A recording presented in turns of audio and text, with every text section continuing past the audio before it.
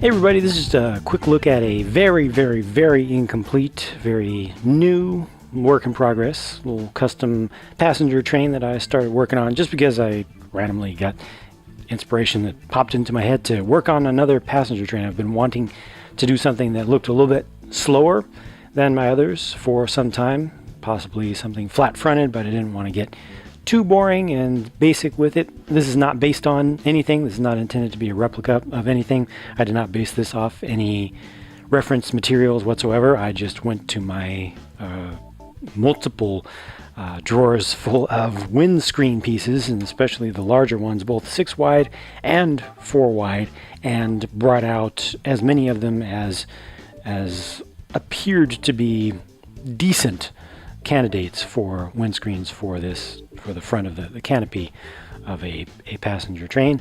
And I went through all of them, and this is the best looking one for me that I came up with for just my own personal interests.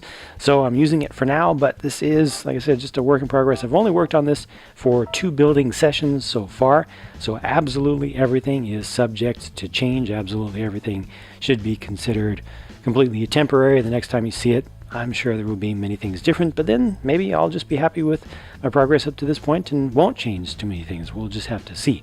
This is a 2-car DMU. It will be permanently coupled with a Jacob's bogie in between. I've got to figure out something to do for the wheel pants back here because they need a lot of room to go through turns, and especially inside turns like that. I don't think there's enough space there to let that actually work out, so I'll probably need to have even more of a gap, unfortunately.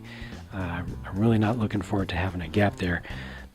Possibly I can decrease the vertical gap a bit, but that may actually look worse if I do like half of a plate less vertical gap and then have to have a longer horizontal gap. I might try to do something back here, maybe turn this in or turn it out or something to allow that room, but it's just difficult because of the scale of things, and I don't know. I just don't know at this point. But like I said, it's a new project, so maybe I'll come up with something interesting. Maybe I won't. This used some tricky building techniques for some of the stuff at the front. Actually, it's been simplified down quite significantly since my first attempt at this front.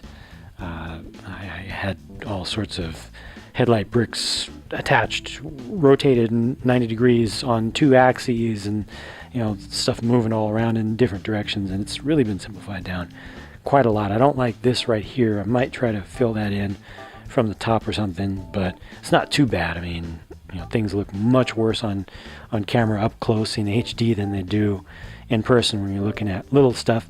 I am going to have some form of humps on the roof. Not sure if they're going to be shaped exactly like this. That's something I'm continuing to iterate on.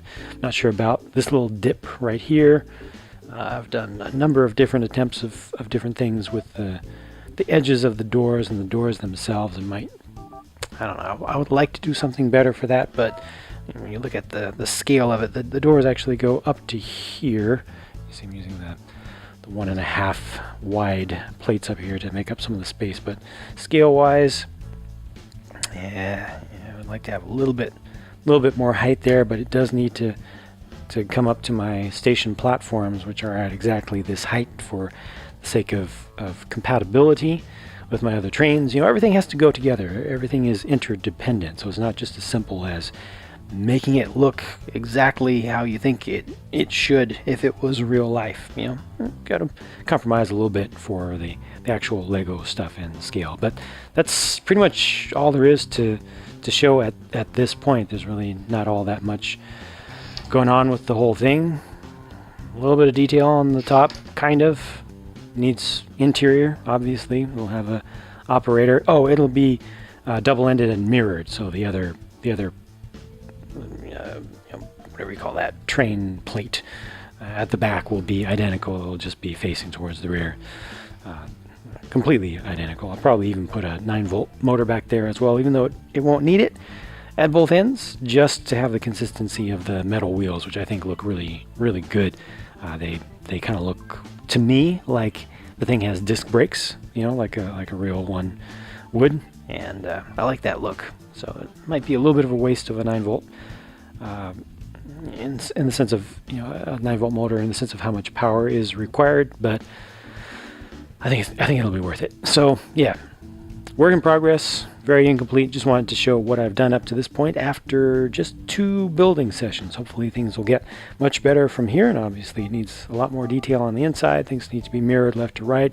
I'm only showing you one side. The other side is at a different stage. You know, as I go along, I'll make changes on one side, and then if I'm happy with something, then I'll copy them to the other, and then maybe I'll work from that side a little bit just to kind of change up my brain a little bit, keep from getting locked into one view, you know, looking at it from one side versus the other. So yeah, I go back and forth, and then eventually try to get it all consistent, and sometimes I miss something, and that's just how it is.